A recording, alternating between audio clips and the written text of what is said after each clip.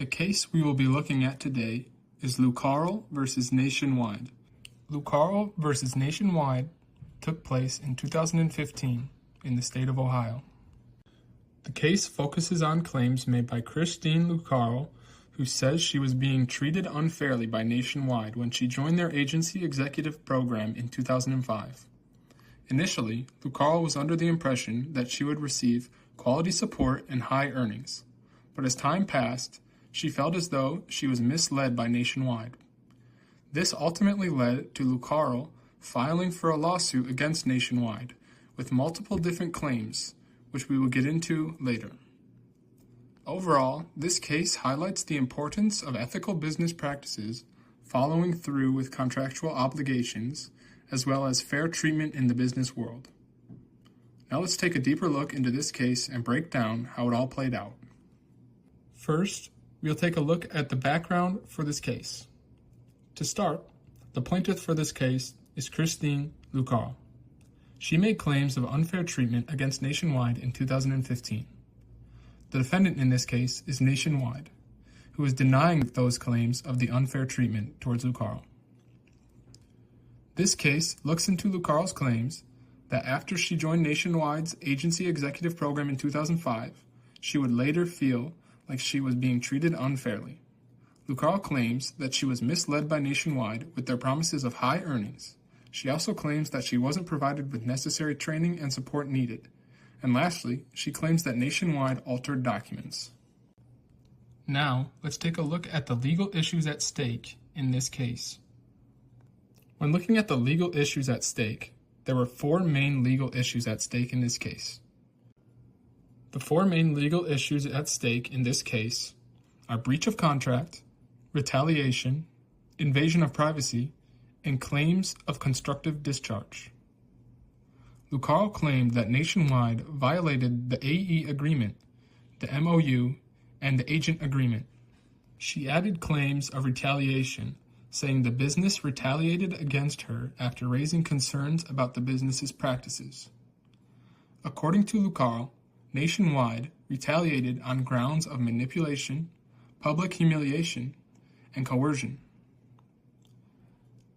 Next, we'll look at invasion of privacy. Lucarell alleged that Nationwide shared her personal information without her consent. Lastly, were the claims of constructive discharge.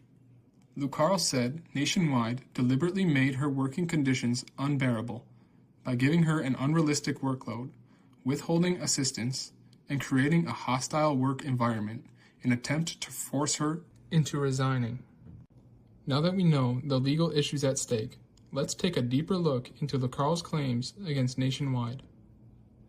Lucarell claimed that Nationwide misrepresented the AE program, promising annual commissions exceeding $200,000, which she relied upon in deciding to join. She asserted that Nationwide altered key documents, including business plans and her loan application, without her knowledge or consent. Nationwide allegedly failed to provide essential training and support, making it nearly impossible for her to succeed. She was forced into signing additional agreements, such as the Memorandum of Understanding and Modified AE Agreement, under economic duress, particularly after a sales manager threatened immediate financial penalties. Nationwide misreported her production figures, falsely claiming that she failed to meet benchmarks when she had actually surpassed them.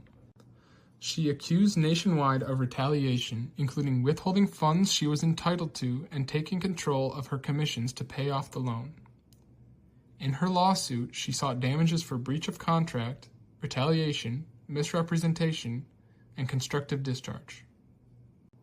Now that we know what Lucarell's claims are, let's look at Nationwide's defense arguments. Nationwide contended that Lucarell voluntarily entered the agency executive program and agreed to all contractual terms. They also argued that Lucarell's performance did not meet required sales goals, warranting her exit from the program. Nationwide denied the claims of fraud, stating that any business plans or financial projections given to Lucarell were estimations rather than guarantees. They then sought to recover financial losses by alleging Lucarell defaulted on her loan agreement and was responsible for repayment. Now that we know Lucarell's claims and Nationwide's defense, let's take a look at what the jury's findings are. The jury ruled in Lucarell's favor on multiple claims, including constructive discharge, breach of contract, invasion of privacy, and retaliation. Lucarell was awarded $3,667,010 in compensatory damages and an initial $36 million in punitive damages, which was later reduced to $10,500,000. The jury agreed that Nationwide's actions were unjust, particularly concerning fraudulent misrepresentation and misuse of Lucarell's name post-employment. Like stated before, the punitive damages were reduced to $10,500,000 to align with statutory limits. The court affirmed Lucarell's claims of breach of contract and invasion of privacy, but dismissed constructive discharge and retaliation due to legal technicalities. Nationwide failed to recover loan payments as the court found its actions had directly contributed to Lucarell's financial struggles. Now that we've learned about the case, let's take a look at the key takeaways you should take from it. There are quite a few takeaways in this case. First, involving good faith and fair dealings.